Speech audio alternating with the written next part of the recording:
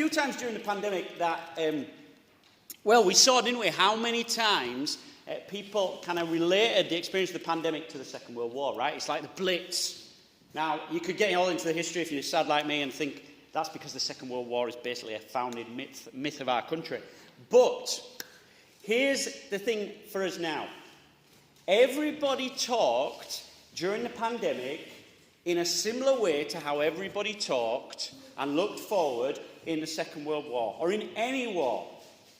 After the war, I will. After the war, we will. Once Corona's done, I will. Once Corona's done, we will.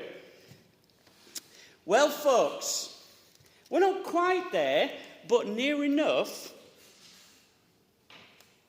We've got to start asking the question now. After the war, how are we going to rebuild? How are we going to go forward?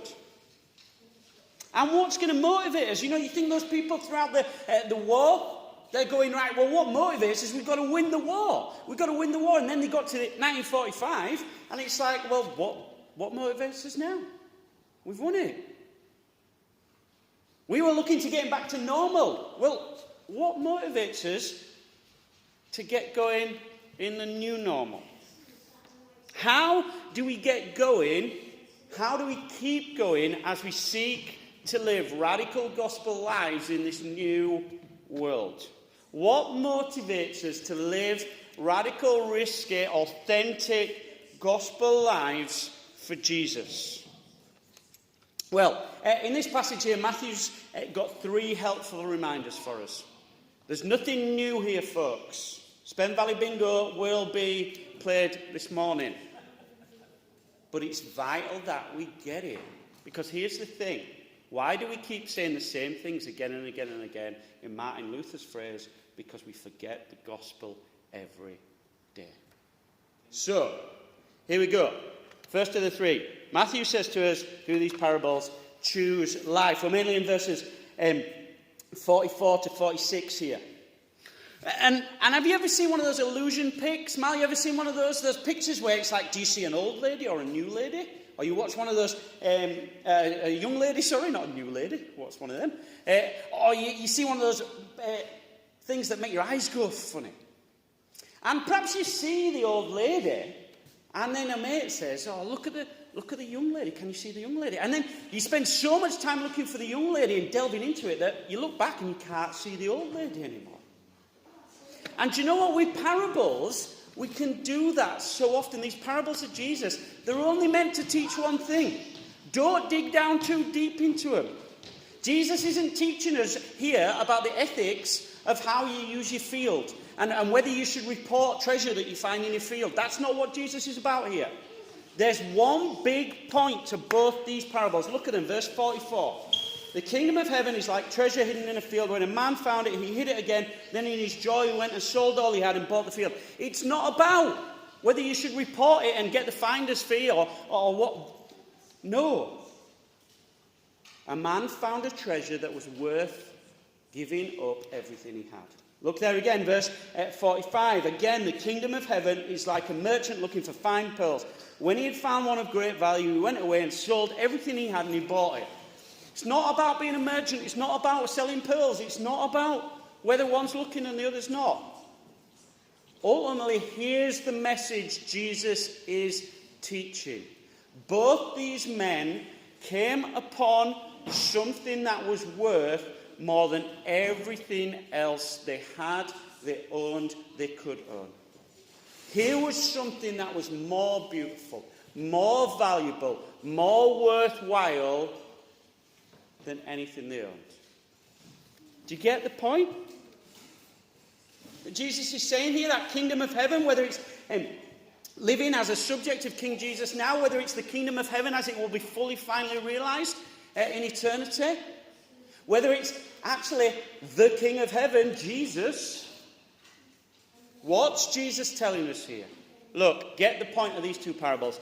Knowing, loving, following Jesus is better than, full stop. That's it. That's the message of these 2 parables. Knowing, loving, following Jesus and being one with him is better than anything. And here's the thing, therefore, any sacrifice for the sake of following Jesus, for the sake of loving his people, for the sake of declaring his glory to the world is worth it. Any sacrifice. These guys, both of them, sold everything. They gave away everything in order to know the treasure. That's what Paul says, isn't it? Philippians 3 verse 8. Consider it all rubbish, if you want to put it politely, for the sake of knowing Christ. Because Jesus is talking about a treasure, a pearl of great price. Do you see the beauty of Jesus? That holy God in perfect, loving relationship with his Father from eternity. The one who is love. The one who is pure and just and holy. And yet he came that we might see the glory of the Father in his face. He lived that perfect life of obedience and dependence on his Father, being tempted in every way just as we are, and yet without sin. And still he went to the cross in our place, taking the wrath of God at our sinful rebellion and rejection of this treasure of heaven, that we might be forgiven. And now this glorious Jesus, this pearl of great price, sits risen and ascended, glorified at his Father's hand. He reigns for his glory and for the good of his people. He intercedes with his Father that we might follow him and know his peace. He sent his Spirit to us that we might know his presence, and with that he might be the spiritual food that nourishes us. That's why we come to the table in a bit, right? And he promises that none can snatch us out of his hand. He will bring us to himself in that finally, fully realized kingdom of heaven in eternity. Let me ask you a question this morning. Do you love this Jesus? Is he the treasure that captures your heart? If you're not a Christian this morning, do you get what Jesus is saying to you here? You can know the true point, the true goal of life. You can know, as we're going to think with the kids in the holiday club, the treasure of eternity. You can know that hope of real joy that lasts forever. Even though you're a sinner who's turned away from God. Jesus has come to bring his people into the kingdom of heaven if we trust him. Confess our sin and ask his forgiveness and seek to turn away from our sin by his grace following him. Will you come to Jesus? Will you put your hope in him? You've got to come to him. You've got to treasure him. You've got to know him. But here's where this parable bites for us Christians, or these parables bite for us Christians. The problem for so many Christians, for all of us at different times in different ways, is we don't really believe that. Is Jesus worth anything?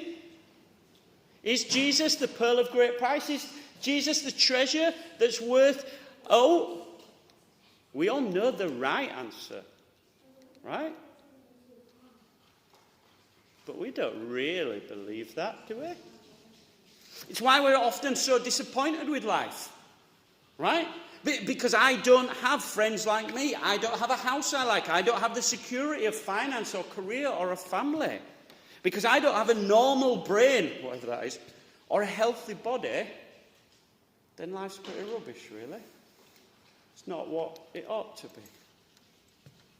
It's why we give up sacrificing and giving to others and pushing ourselves when we're tired or we feel miserable or stretched. Because we believe the world's lie that the point, the treasure of life is not Jesus, but it's feeling happy and secure in ourselves. I want to be careful how I say this, but perhaps we've believed the world's lie that protecting my sense of well-being and even mental health is the ultimate goal in life. It's why we probably don't give as much time and energy and money to the work of the kingdom as we should. Because that security of knowing we've got that backup in the bank is not worth sacrificing for the treasure of Jesus. It's why, given the choice, pretty much all of us, including me, would rather stay in and watch Netflix than get out into town and do the hard work of building relationships and sharing the gospel with people we don't know. Ask yourself a question which has struck me hard this week. Just maybe, part of the reason the world doesn't believe the gospel is the ultimate treasure worth sacrificing everything for, perhaps part of the reason why the world doesn't believe that Jesus is worth it or enough is because we clearly don't. Because our lives preach the lie of our words. You're like my mate, I've told you about before. He believes planes fly. He's just not going to get on one. But Jesus points to these two guys. This guy who found a treasure in a field. This guy who found the pearl that's worth chucking his pearl shop in for. All the other pearls can go in the bin. All the other money and possessions and stuff he can have can go stick it. He says the treasure of knowing and loving, following Jesus is worth anything. Just imagine if we treasured Jesus as much as they sought after the treasure and pearl. Just imagine how radical and risky and gospel authenticating, how Jesus obsessed our lives would be. Look, brothers and sisters, Jesus says to us here, he is worth it. In which areas of your life, in which area of our lives together, in which area of my life do we simply not believe that? How awesome would it be if we did? You know, we sometimes, well, we haven't sung it here for a long time, but you know that song, Glorious Things of the Spoken Zion City of our God? We don't sing it that much because you've got to explain what it means, right? But you remember that last verse? Fading is the worldling's pleasure, all his boasted pomp and show. Solid joys and lasting treasure. None but Zion's children know. That's what we want, isn't it? Solid joy and lasting treasure. We have it in Jesus. It's the gospel, dummy. Right? It's the gospel, stupid. It's not hard.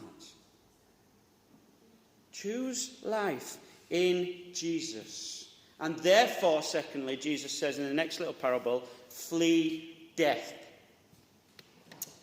Do you love those apocalypse movies? I haven't watched any for a while, so my examples are going to be quite old, right? Do you remember Deep Impact and Armageddon, The Day After Tomorrow? There's one 2012, right? There's loads of them out there where, like, the world explodes, everybody dies, or it doesn't because Bruce Willis saves you in the end, right? But those disaster movies, right, here we've got, verse 47 to 50, we've got the fish version, right?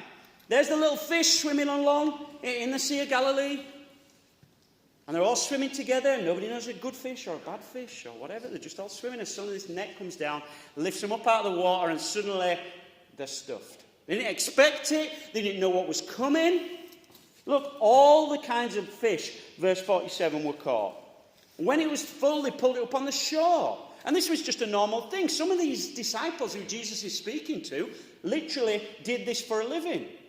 It was a common thing for them just to be sat aside and, oh, that fish is a bit gammy, we'll get rid of that one. That's a bit small, we'll chuck that one away.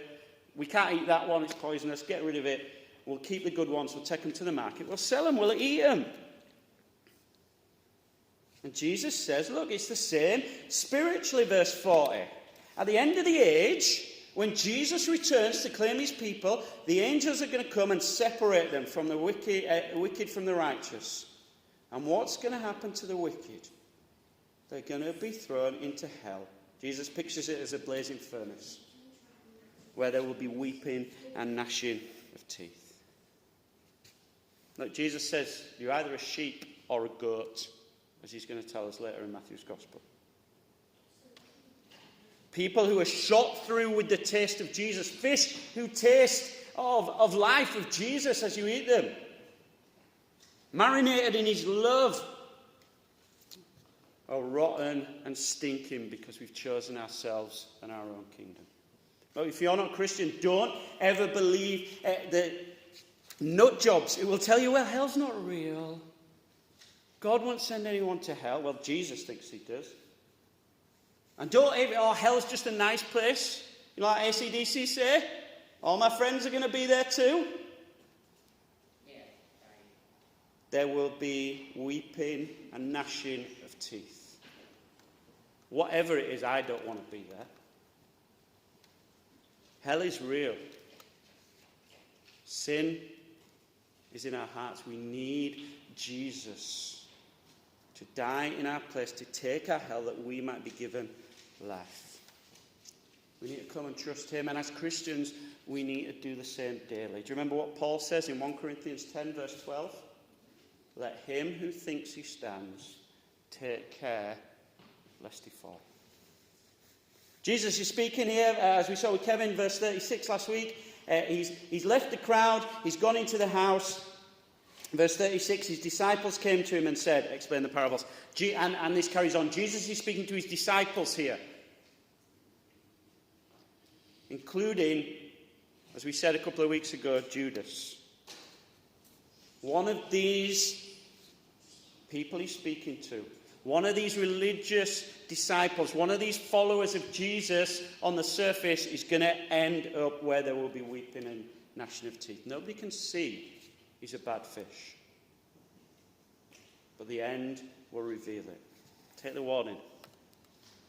Don't even dip your toe in to the sin that leads to hell. Be ruthless with sin. Flee death. By God's grace, kill sin before it kills you.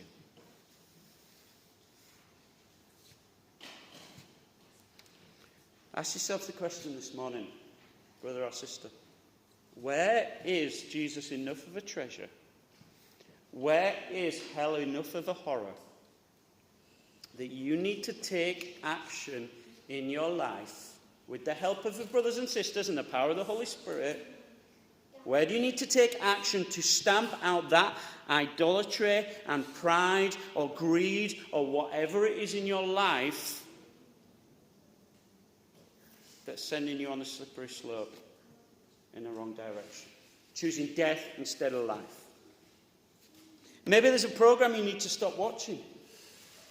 Maybe like I've done recently, you need to delete some apps off your phone, as useful as they are. Maybe you need to stop drinking or eating. Well, not full stop, but maybe getting on that way. Maybe you need to cut out that habit of complaining about others. Maybe your heart of self-pity or self-absorption and self-obsession that causes you to ignore the needs of others and focus on yourself needs to be crushed. Where this morning do you need to flee sin and run to Jesus at the cross? Where he hung with his arms wide open, saying, "Come to me, all you who are weary and heavy laden, and I will give you rest." Flee death. And take the lessons from Jesus here. Just a couple of things here. Let's get in this little parable. Jesus is showing us that justice will come. Literally nothing will go unpunished.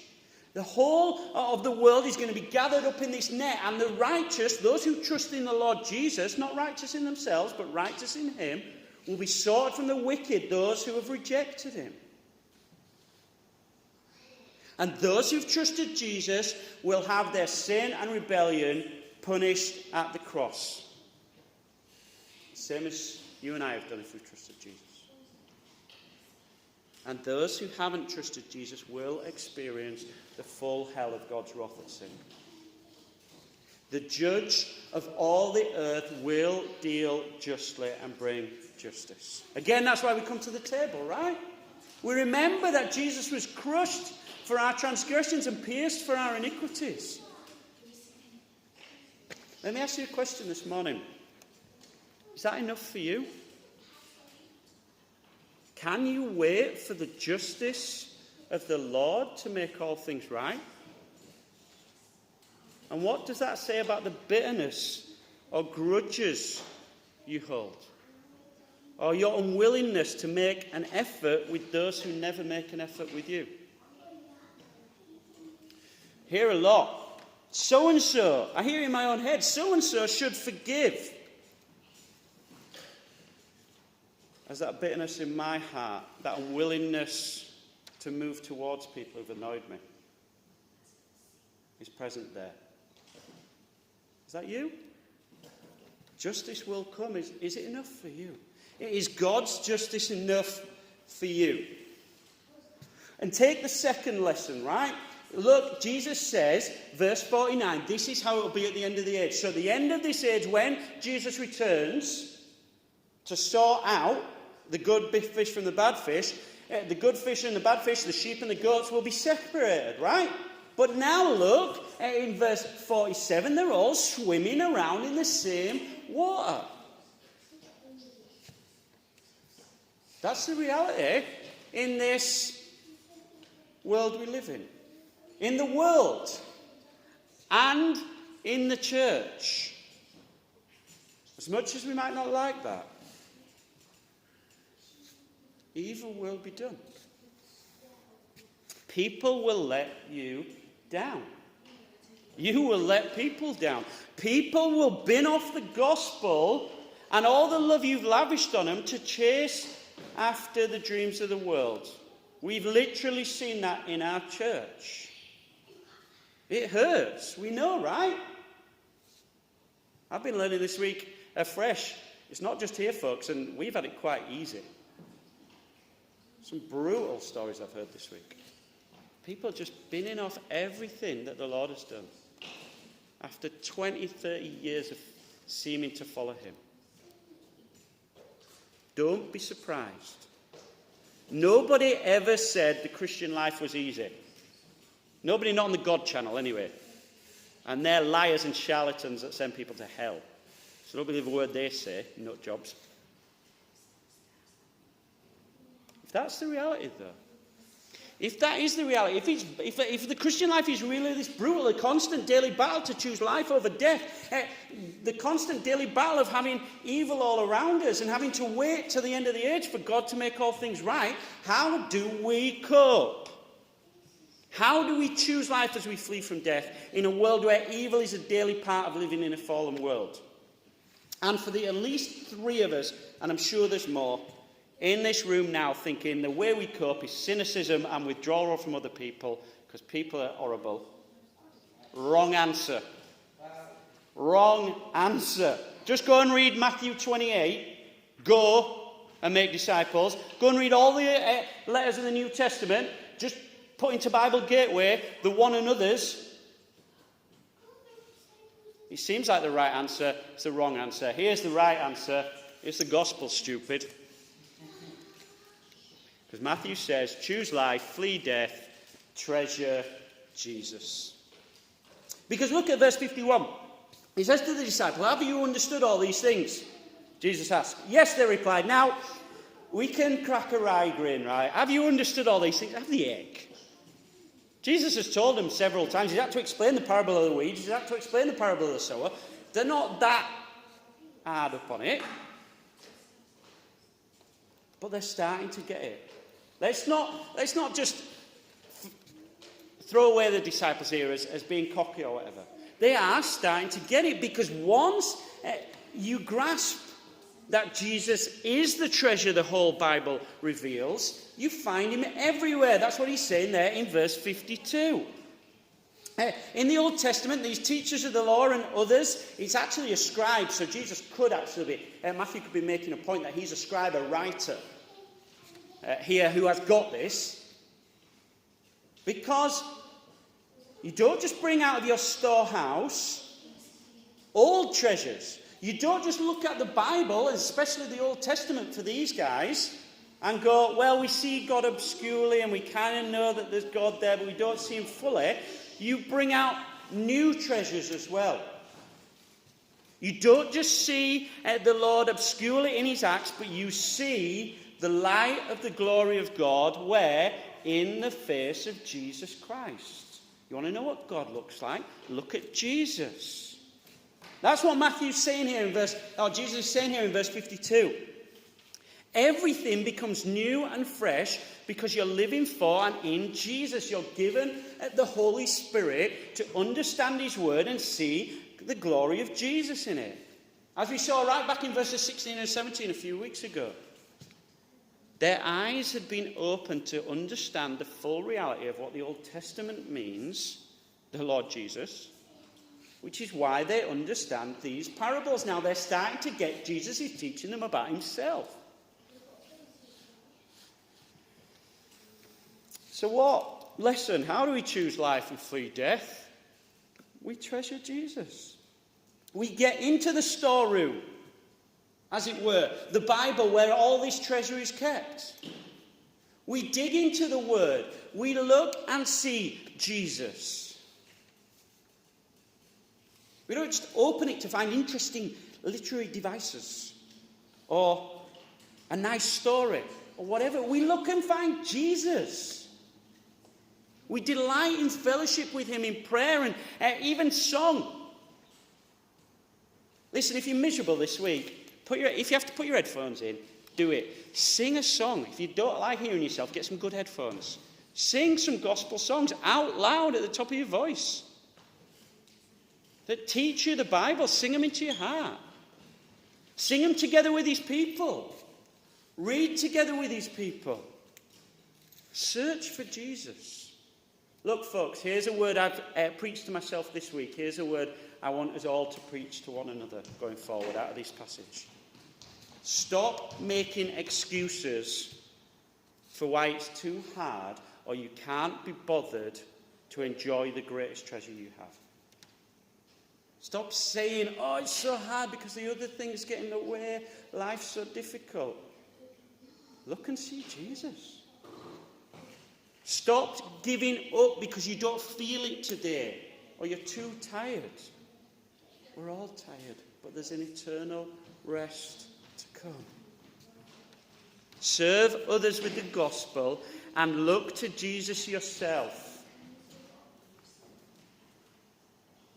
Look at Jesus rather than at your own navel, which is where so many of us spend our time looking. And pass him on. Do you notice there, look? He brings out of his storeroom new treasures as well as old.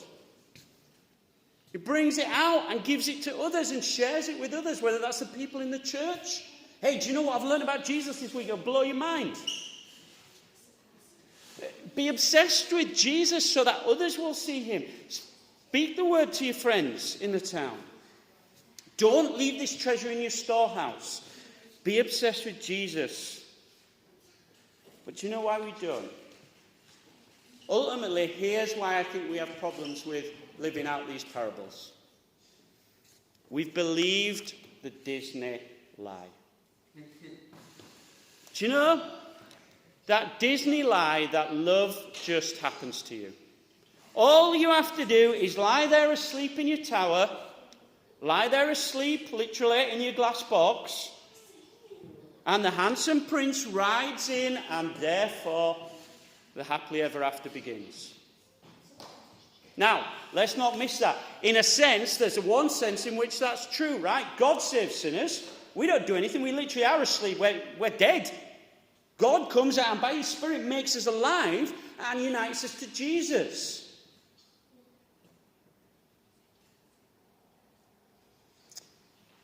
But then begins the happily ever after, which is where the real lie kicks in. Because once you're awake and alive, love takes work. All of us who are married, or especially all of us who have children, and anyone who's even been in any relationship in any way, shape or form at all with mates, We know, right?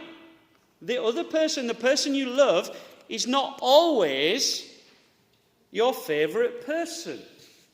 You don't always feel the love, right? It's Valentine's Day in a couple of weeks, right? And everyone's going to go around pretending they're madly swooning over their partner for one day.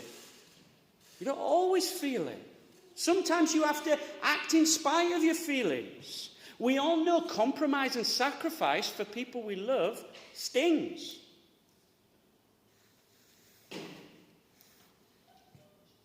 Look, you're not always going to want to treasure Jesus and therefore sacrifice for him. It's not always going to be, in fact, it's never going to be easy to give up your dreams and desires and idols for the joy of following him. And if we believe the lie and think it should be easy, then when it gets hard, we give up. We pull the duvet back over our head. But when that's the case, when it is really, really hard, when you're more tired than you've ever been, when it doesn't seem worth it to love or forgive or spend time with that person, when you just want to curl up under the duvet and forget the fact that our whole town is running, laughing and cheering to hell, look and see Jesus, who for the joy set before him endured the cross, scorning its shame. Consider him who endured such scorn from sinners, that you might not grow weary and lose heart. Come to the table this morning. Confess your lack of delight and treasuring of Jesus. Taste afresh that the gospel is true, that God in Christ is love and joy and hope and peace. And ask the Spirit to give you the grace to daily fight the battle to choose the life that looks like death over the death that looks like life, as you come to the pearl of great price, the one who is worth giving up anything. Maybe it's something you could talk about with your spouse or with someone else in the church this week. Where is it that you just don't treasure Jesus? What is it that is worth too much you're not willing to bin it off that you might follow Jesus more closely?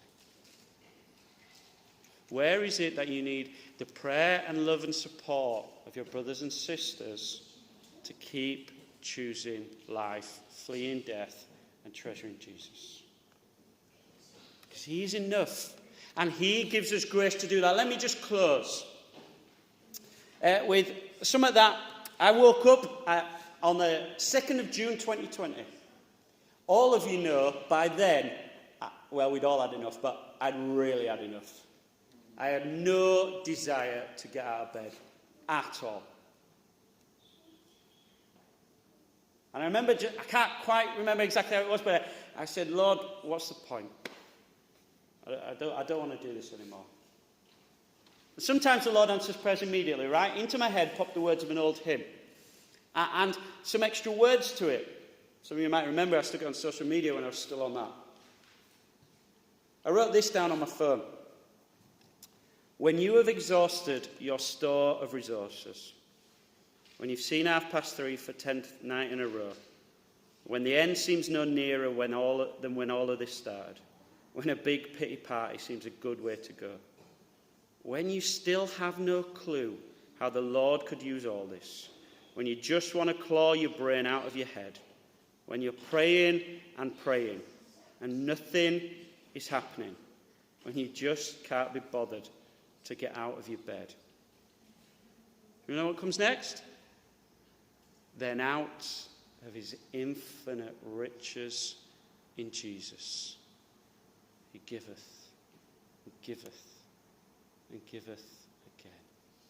Don't get lost in the detail of whether this man should have told the guy he sold the field to about the treasure or not. Just grab the treasure. Jesus is enough. Treasure him. Choose life. Flee death. Treasure Jesus.